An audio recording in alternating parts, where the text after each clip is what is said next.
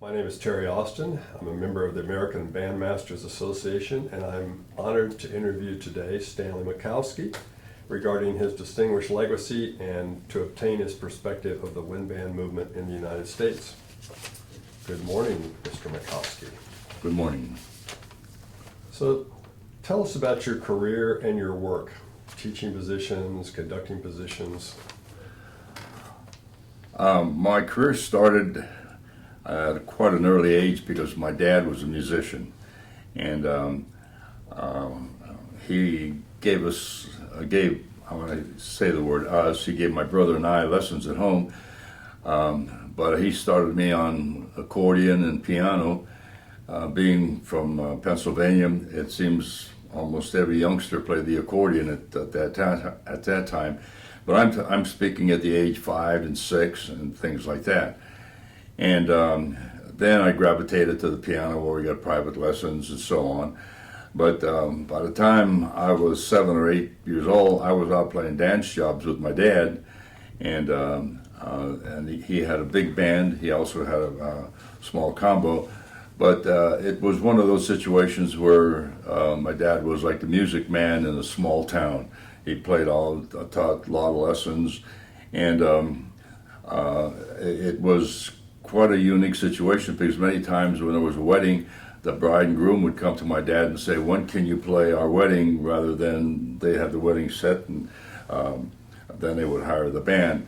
And from there on, it seems like I just fell into a pattern of being at the right place at the right time, because at the high school, our high school band director was a violinist, and at that time we did morning assembly programs. So I played piano for Mr. Sheeter, that was his name, and of course he needed a tuba player in the band.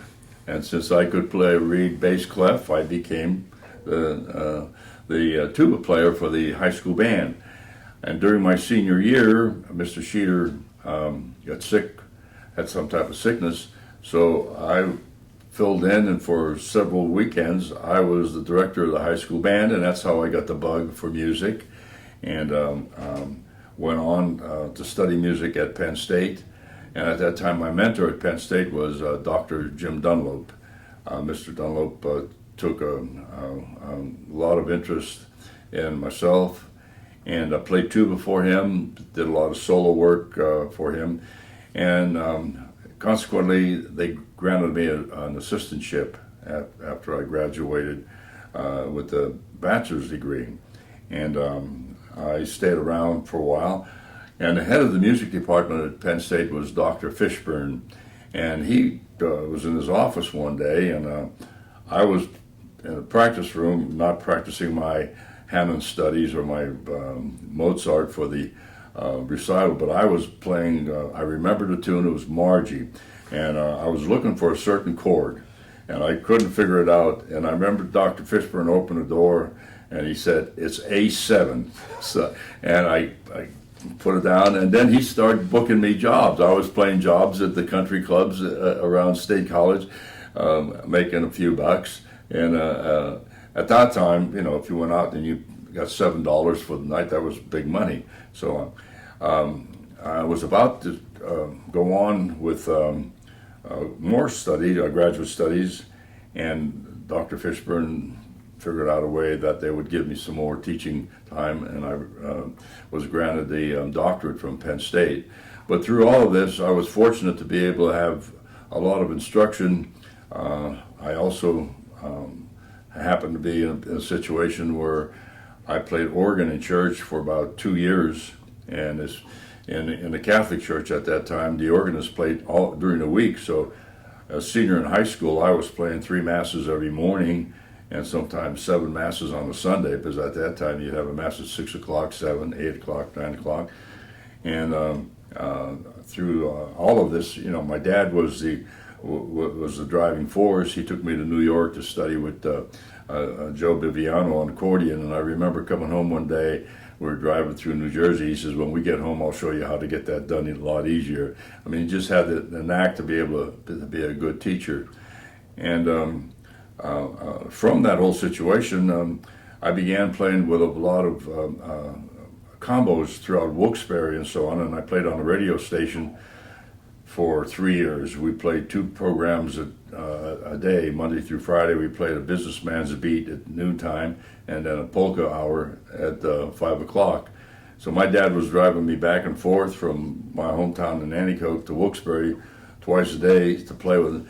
But what an experience that was, because I was playing with professional musicians, and they taught me a lot about theory, and there was no such thing as practicing. I mean, if the 12 o'clock show, we were there at 10 to 12, and you just read and sight read everything, and it brought about a lot of musical knowledge that I was able to assimilate when I got into a theory class. I mean, I knew the progressions, but I didn't know what they meant till I got into that situation. So that sort of brought me up to date, and as I graduated, I was lucky to get my first teaching job in Harrisburg, Pennsylvania. I taught there for 2 years at the middle school level. Then I went to junior adjoint in Pennsylvania at the high school level. And through the good fortune, I was at the right place at the right time. We were on Route 322 where the president had to pass my house to go to Harrisburg for meetings. And he stopped at the house one day and said, Dr. Dunlop said I should talk to you about being the band director at the Clarion University. We just took the job at the Juniata, and then I called Dr. Dunlop. He said, I think you should take that job. It'd be good. But if I weren't on Route 22, I'd probably never got the job. But it was a unique situation because the president hired me, and he says, well, do you have time to drive up to Clarion? He says, go up and tell the department chairman you're the new band director. So that was kind of odd to walk in and say, I'm your new band director. But then I spent 31 years at Clarion University at the band, and the band program grew as the college grew. When I went to Clarion, there were, I think, 2,500 students, and later on it went up to 8,000 students, so the band program grew exponentially. And then after that, I retired, and not knowing what I'd be doing now, I migrated south to Charlotte, North Carolina, because my son was down there. I went into the schools, the Catholic schools, and offered my services, not for money, but saying if I can help out, I'd be happy to do it. Well, of all things, the school superintendent overheard me talking to the secretary, and he was from Iowa, and he knew about the Iowa band law and all that situation. He said, well, why can't we get a band started here? And here I am, I'm my 28th year in that particular position, which is going very well. We now have 435 students playing instruments at the Charlotte Diocesan schools. So that sort of brings me up to date. So that's great. What are some of your most memorable musical experiences? What are some of the real highlights? Well, going back to what I just told you about knowing the president hiring me, it seems like I was fortunate in 2 situations where Mr. Sheeter, my high school band director, got sick, and I took over the band as a young student director. And as we all know, I really wasn't a good director at that time because I was just a student in high school, but I knew a little bit about the music. And what happened, the Swedish gym team was coming over for a gymnastics meet with Penn State. And Dr. Dunlop came down with some type of an illness, and the interpreter for the Swedish gym team was Dr. Gamel. So I was directing the band that night for 20,000 people at the gym, because it was a big thing. And Dr. Gamel, who was the interpreter, became the president of Clarion University. And so he knew me from doing the job for Dr. Dunlop, and that was the way I think I had an in on getting the job. But doing those type of performances at Penn State and then at the high school, it brings on some memories. And then, as we all know, all of us have done this in our field, some of our travels overseas where we get to work and conduct. I spent 7 summers at Vienna with Dr. Ravelli when we went over there, and I did a youth program, and that was a great learning experience, being with Dr. Ravelli and conducting in those great concert halls in Austria, and of course we went to Germany and then Switzerland and so on. So those are, I would say, those are some of the highlights that I can remember, and you would like to duplicate, but some of those things are not duplicate. It's just hard to duplicate them because they only come by once in a while. So I would call those some of the highlights. And then watching the program grow. When I went to Clarion, we started out with 17 in the band, and then it just grew, not because I was there, but because the college grew, we got more students, and you could, and this Dr. Gemmel, the president, was pro-music, very much pro-music, and he gave me a good budget to start, and he said, I remember him saying, I would like for this band to reflect the Penn State band, because he came from Penn State. And so he said, draw up a budget. And I drew up a budget. And I remember at that time, this was big money. In 1962, it was $75,000. So he went to Harrisburg, and he had his assistant went with him. And his assistant told me this story. And Dr. Gemmel was sitting in a budget meeting with the legislators, and they said, why are you buying all these instruments and you don't have a music department? And his response was, we buy a lot of typewriters and we don't have a business department. And so he cut me the whole $75,000, and I was, like a kid in a toy shop buying all clarinets, matched clarinets and tubas and everything else, because at that time you could buy a lot of instruments for 75 grand. But when you have that type of support, as we all know, it just gives you a little bit of an impetus. Because if they show faith in you, then you're going to work hard to produce a product for them. So. In your over 40 years of being in this profession, what changes have you seen? Well, through the curriculum that in most of these schools, it's just being crammed with so many courses, and that our arts programs seem to be the first, or almost the first, to suffer for lack of individuality for our courses. I mean, they'll have the band on, say, 7th period, but they'll also throw in Spanish and advanced French and so on. So the students have more choices for that particular period in class, so we're sort of diluting our arts programs from that standpoint. And on the other aspect that I see, so many of our high schools are starting to emulate these college bands, and they're getting larger and larger and larger, and consequently they can't do as much traveling, or they can't do that much performing. So if you have a marching band, well, even at the college level, as you went over, you have 400, you can only travel so much. You're lucky if you make 2 trips.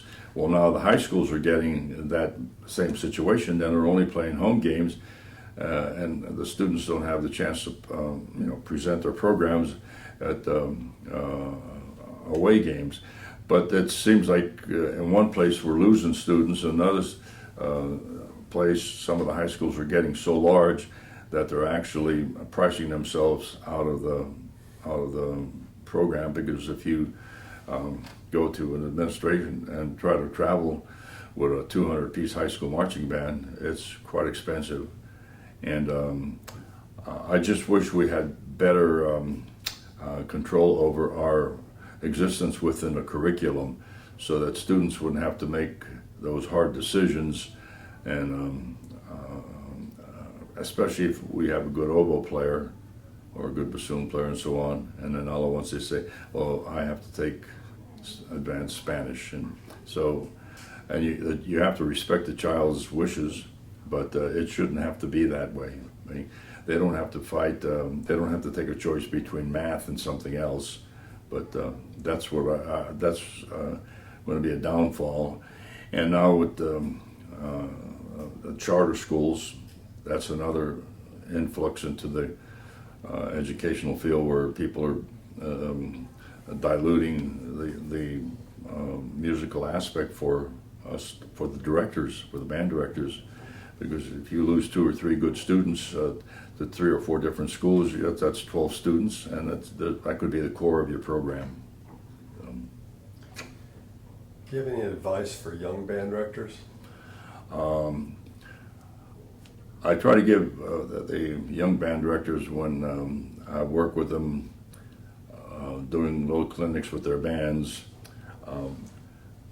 most of them want what it took us 10 years to generate. They want it in maybe 10 days, but some of them want it in 10 minutes. And they're impatient, and many times they're not willing to put the time in that's so necessary to gain the experience that a lot of us have. I just this past week was advising a young band director. He was wondering how he could become a better conductor, and I asked him how many times did he attend any other concerts besides his own concert, and he said he didn't have time to do it. And I shouldn't have said it, but I said, well, then you don't have time to be a band director either, because they just want everything to happen very soon. And when interviewing some of these young people, it seems like they're more interested in having an office that we have that took 25 years to get. They want it now, and it just takes time for them to do it. And some of them need to sit back and enjoy their profession, and pay attention more to the people who made it worthwhile for them to be where they are. And when I suggest to some of the high school directors, why don't you bring your college band director in and work with your crew, with your band for 3 or 4 days, and then just watch what he does and watch what he says. Write down every word that he says during rehearsal, and they just don't want to seem to do that. But they'll spend thousands of dollars on a marching band show, and then they wonder why their band doesn't do well, and maybe at a festival and so on. So that would be my advice for a lot of young directors. Are there some things that you'd like to see changed in the profession today?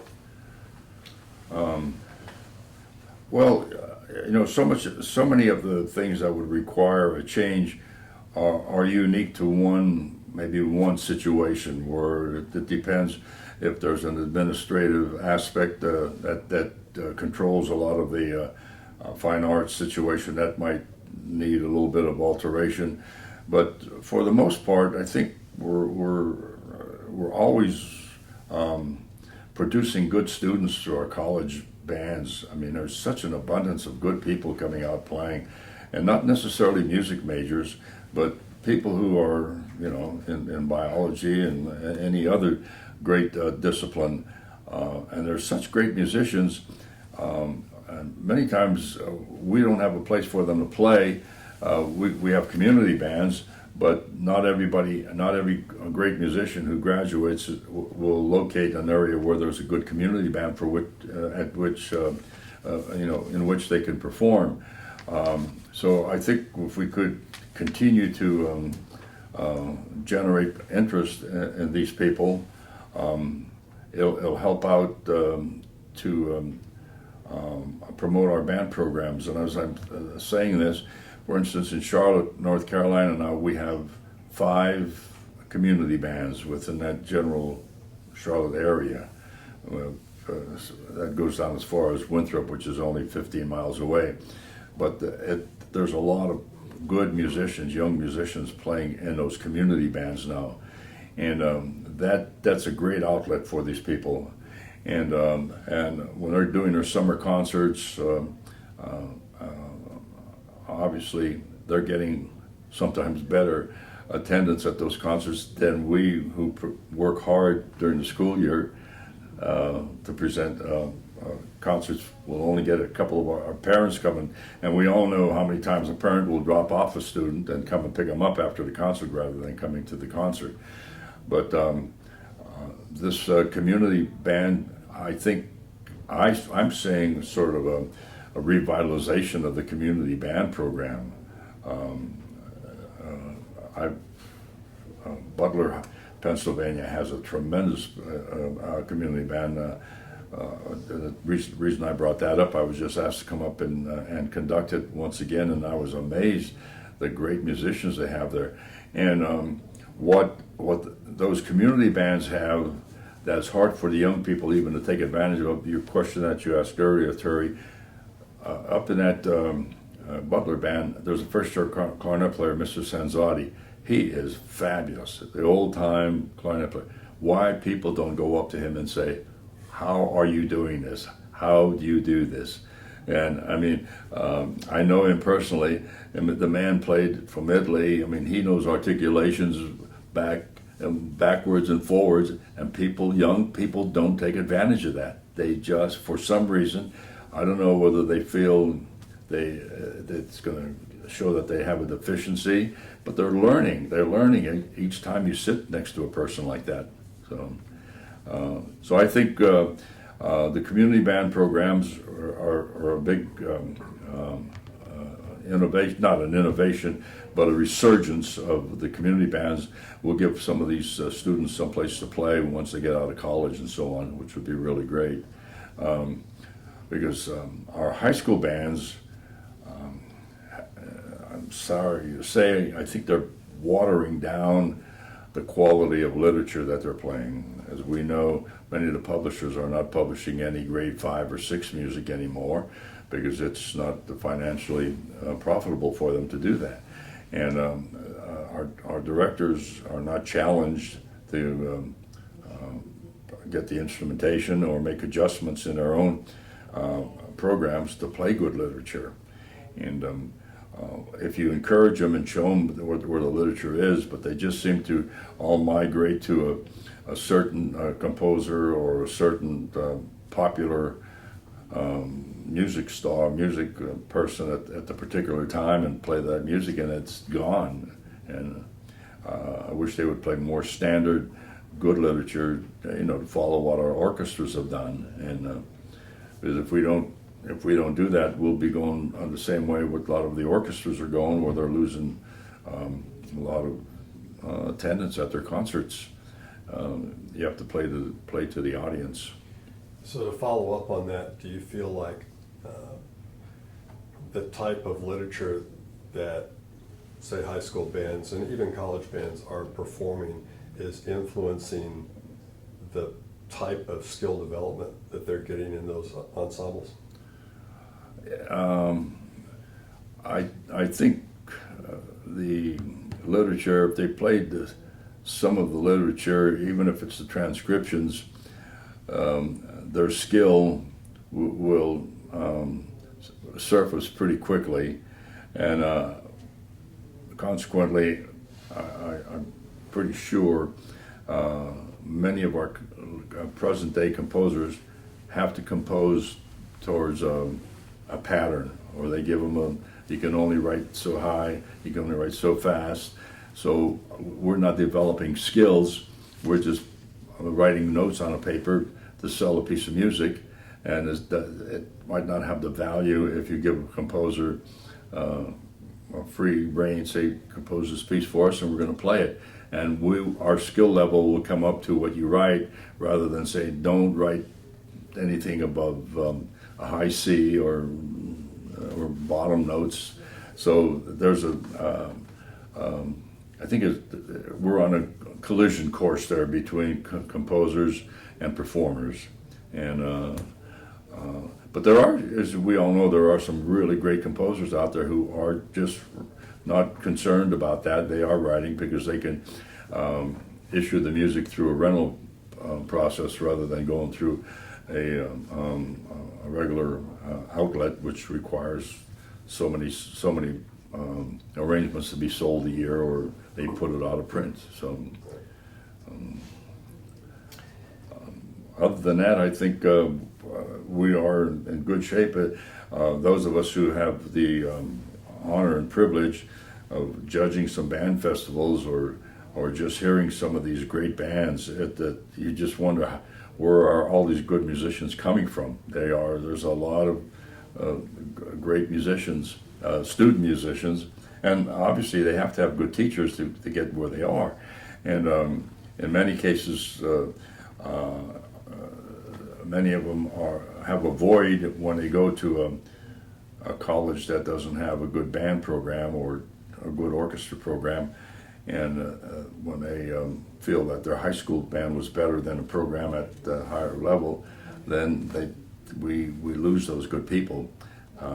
So it behooves all of us to keep the band program, vital, or revitalize it in some of these areas that need to be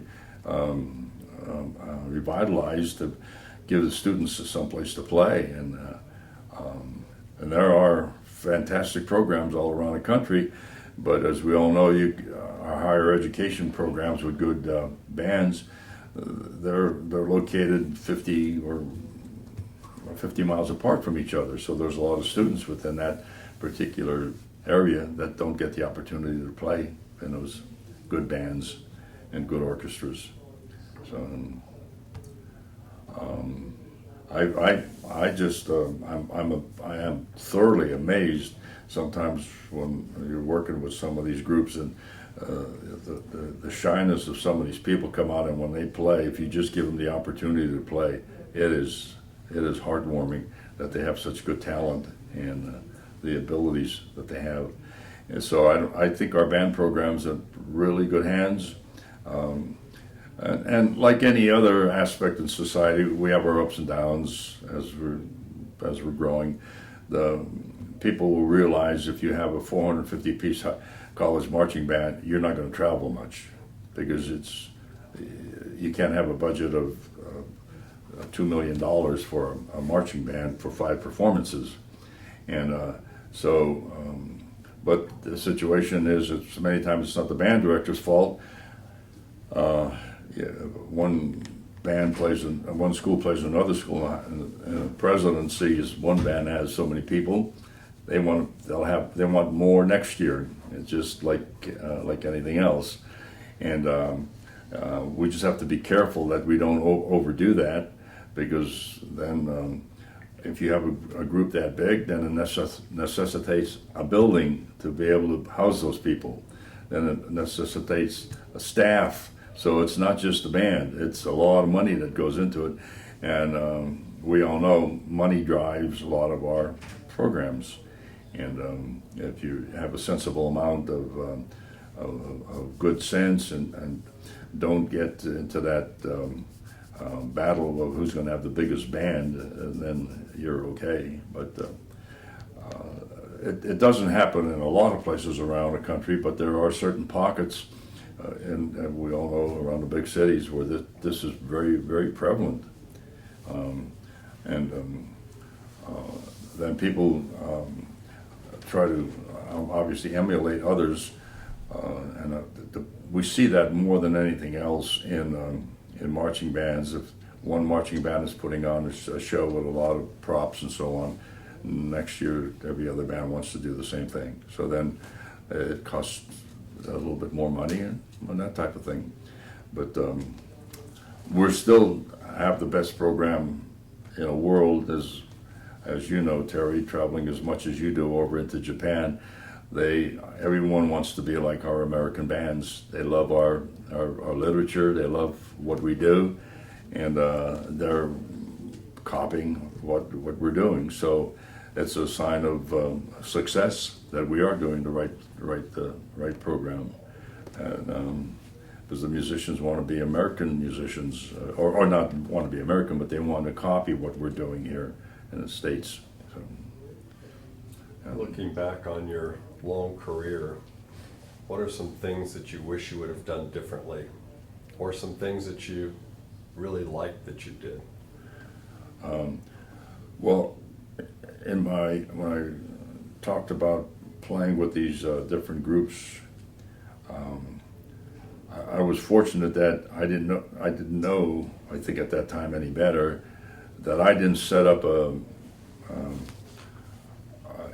program for myself saying, I'm only going to play this. I'm only going to play this music with this type of people. I mean, I was playing on that radio show, like I say, we were playing Businessman's Beat, all the popular tunes at noontime, but then I was playing in a Western band. And every time you play with another group, you learn different style. You learn different, I mean, a Western group, we were playing everything in the key of A and the key of D, and then, then you're going and playing with this group on the radio, WBRE, and you're playing Stardust in D flat. So, I mean, you just learn, and you actually don't even know you're doing it, but you just learn to do it. And that was one of my biggest say assets when I went to school, because I had the ability and the knowledge of playing with so many different groups, and you learn playing at Jewish weddings, or playing at a wedding, at a Russian wedding, when my dad would know the difference between a Russian chardash and a Czech chardash, and I mean everything. And you don't even realize you're learning all that stuff too. And then you get in school and somebody brings it up like if it's a big deal, and you say, "Oh, I already did that," And I was playing, and that was one of the good things that I was brought about by just experience. And let's say that would be the word you want to tell people. It was kind of just if I get the point across, I would always tell my young people, no matter how good of a band you have, play, play, play. Even if you have to play for the opening of a garbage disposal unit, just play so your students will get a chance to play. Because I think I'm pretty sure about this, we're never always ready to play. We always want that one extra rehearsal or so on. So the more you perform, the more the students get the feeling of success, the more you feel better about playing for it, and the more exposure you get to your program, and the students get more exposure, and that's one of the good things. At Clarion University, where I taught, we played usually around 21 or 22 concerts every second semester. As we went on tour every other month, and we played concerts on campus. So going on tour, we would play 3 concerts a day, morning, noon at the high schools, and then the evening. So we do that for 3 days. So that would give us a lot of exposure. And another thing is, you could rehearse with the band after students are done. You'd play a 45-minute concert for them, and then your band would be on stage. You could correct a lot of little things that needed attention at that point. And that was, I don't know, no one told me to do that, but it gave us a lot of playing, and then we had to expand our literature. We couldn't play the same program. Now we do know that some people play the same program over and over and over, but again, that's a negative because the students get bored with it, and if you do that, so playing a lot of literature is also one of the things that I thought was a really a good thing. I can't think of anything that I think I would do any differently, because I had the opportunity to play in so many different genres when I was younger, that when I went to school, and a lot of people never played in a jazz group, never played on a radio station where everything had to be done by the minute and by the second, and then the musicians that were there, they were such great musicians. My goodness, the theory that they knew, and I would get yelled at for not doing the secondary dominant a lot of time, and then I really knew what it was afterwards. I'd have to figure it out, but it was quite a challenge, and a good experience, a really good experience. But I think it was again, getting back to my dad and Mr. Sheeter and Dr. Dunlop, we all have mentors along our way that make this thing, make this whole thing available to us. Without those three people, none of this would happen. Dr. Dunlop at Penn State, he knew when he found out I played accordion. Well, then I went and played accordion solos with the band. And then, as you all know, it was only a couple of years ago I was playing accordion solo with the Army Band. And it's just not because it's me, and not because it was accordion, but there's so many experiences that you garner from that. It's amazing. And then, playing organ in church, my dad had to take me up to the Diocese of Scranton to learn the responses in Latin. And they had to put cinder blocks under the organ so I could see down to the altar. And but I did that for quite a few years, and that experience was a good experience also, because you're learning. I had to listen to the priest and try to intone with him the key that he was in. Different priests would come in and you'd miss it maybe by a half a step or a whole step or something like that, but then you'd get it the next time. And then when you get to college and they're talking about ear training, you think, oh my God, I did that, So it made it, those are little things that made it a little bit easier for me. So I will never forget when we were in Las Vegas and there was a professional accordionist on stage making his living playing accordion in Las Vegas, and you were invited on stage to play and you cleaned his clock. That was a great memory for everyone. Yeah, well, off the cuff, you didn't even know it was going to happen. Right. Well, I think we have managed to cover all of these in one way or another. Let's see, I don't know that I covered. I think you did sort of cover. Are there things that you'd like to see changed in the band profession today?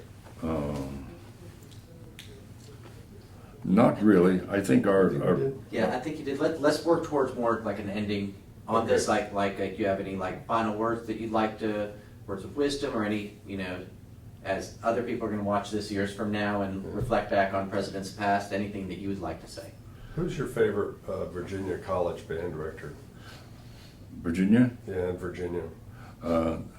There's a person named Dr. Terry Austin. I've heard of him. Have you heard of him? Yeah. Right. And no, I just feel there's such a the band program at any school has so much to offer to students, and I can speak from my own experience with my son not being he was a good musician. He played in marching band and played the tuba and played drums with me professionally and so on. He became a dentist. But when you have students like that who have an opportunity to play in an organization at the college level, yet not be a musician, when they become parts of the fabric of our society, and they get on a school board or they're promoting music in the community, that's what we need, more of that, so that people are knowledgeable of what it takes to do this. And my granddaughters were all members of good bands at the higher education, and they just thrive. And the boasting that they do about their college experience playing in these bands, it makes you feel good. And the band experience at the college level is such a wholesome organization, because if they're involved in that.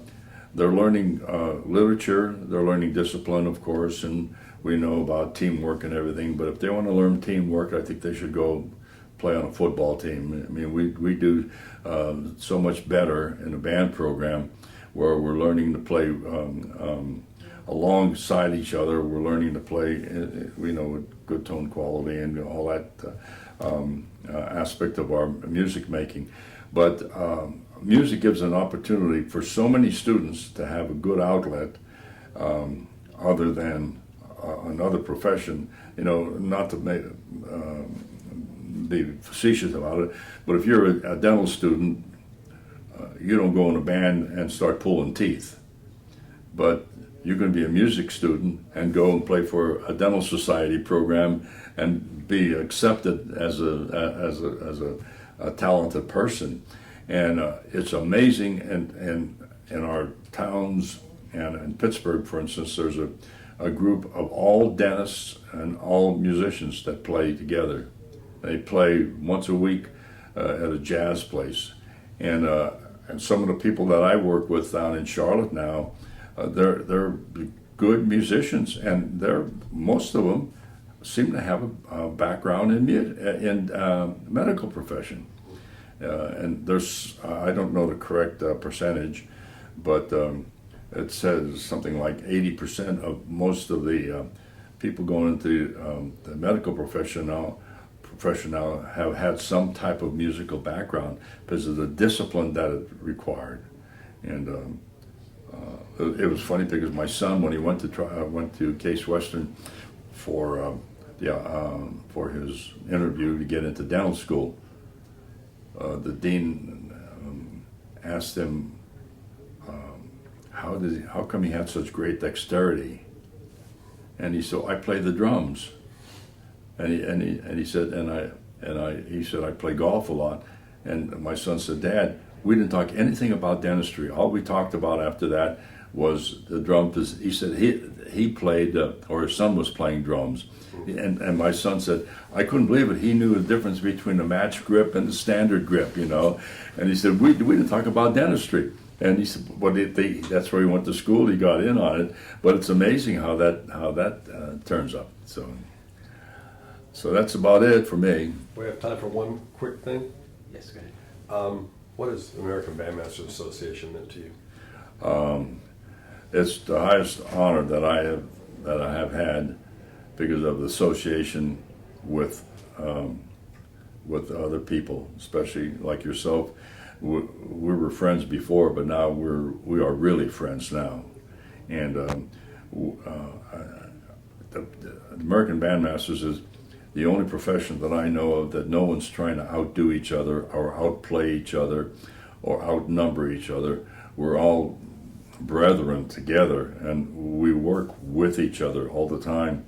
And no one brags about what they played or what they're going to play, because probably the person who they're bragging to might have played it 10 years ago. So you just got to be a little bit careful. But it's an organization that has so much integrity and so much camaraderie and so much friendship. And it's probably one of the unique organizations in a country where we as members become a collegial group, and it drags in our entire family. It seems our wives are involved, our children involved. My children still talk about when I had the president, when I had my convention at Cocoa Beach. They can remember being on a beach with Colonel Bourgeois and all that kind. And you just don't think that happens, And it's a unique situation, and no one, you can't explain this to people in words. There's no way you can explain it to them. Because, many organizations, you pay your $10 and you're a member and so on. And when you try to tell people how the American Bandmasters operates and the meaning of the organization, it doesn't come through unless you actually experience it. So it's my honor to be here, and I'm happy someone thought about me. Thank you. Yes, sir. Thank you very much.